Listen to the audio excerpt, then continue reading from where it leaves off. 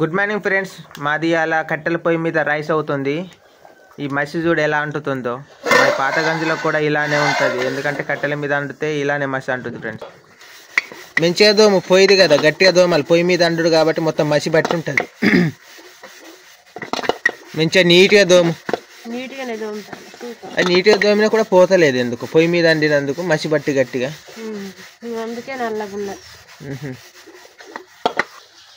మా అమ్మమ్మకై పోయి అత్త ఏం చేస్తుందో.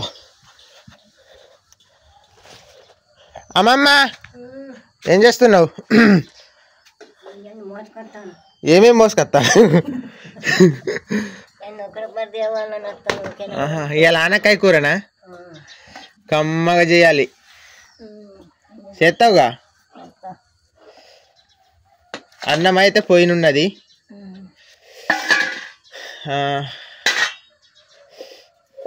అన్నం అయినట్టేనా?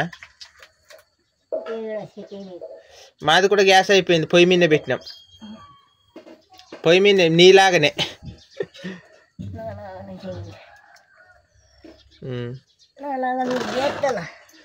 అయ్యాలి ఒక్కరోజు గ్యాస్ ఎక్కించుకోలేకుంటే ఆమె చేయలేదు పొయ్యి మీద.